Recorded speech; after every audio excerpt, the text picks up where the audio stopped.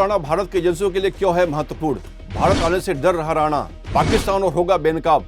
26/11 मुंबई आतंकी हमले के 16 साल बाद भी तहव्वुर राणा भारतीय सुरक्षा एजेंसियों के लिए एक महत्वपूर्ण कड़ी बना हुआ है।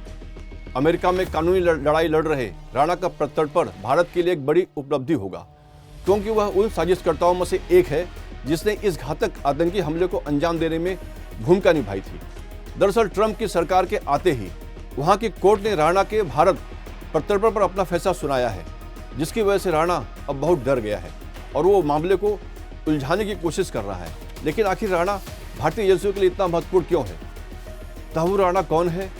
तहव्वुर राणा पाकिस्तानी मूल का कनाडाई नागरिक है, जो 26/11 हमले के मुख्य आरोपी डेविड कोलमैन हेडली का करीबी सहयोगी था।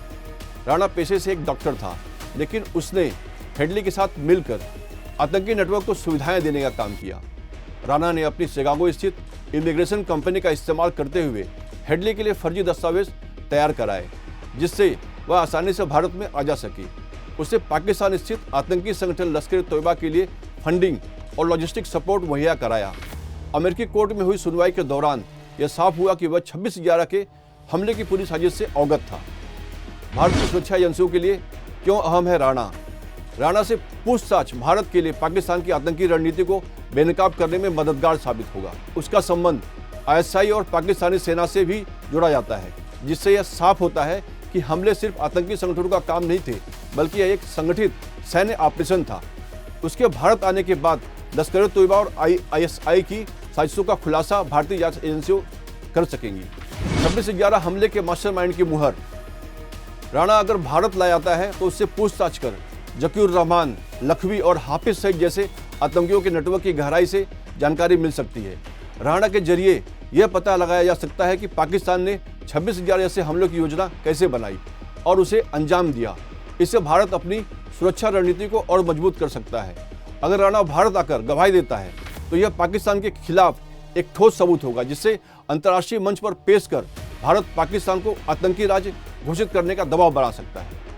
राणा प्रत्यर्पण से डर गया।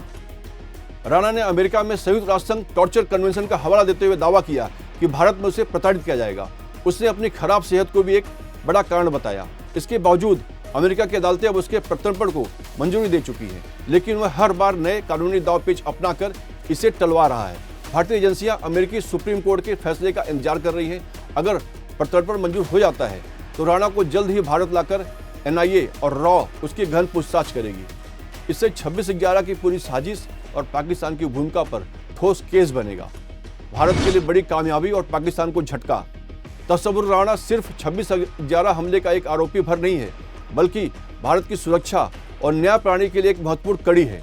उसका प्रत्यर्पण भारत के लिए एक बड़ी उपलब्धि होगी, जिससे पाकिस्तान की आतंकी साजिशों का पर्दाफाश होगा और मुंबई हमले के पीड़ितों को न्याय मिलेगा। अब देखना यह होगा कि क्या अमेरिका भारत को इंसाफ दिलाने में सहयोग करेगा या राणा अपनी कानूनी चालों से प्रत्यर्पण को आगे टलवाने में सफल रहेगा।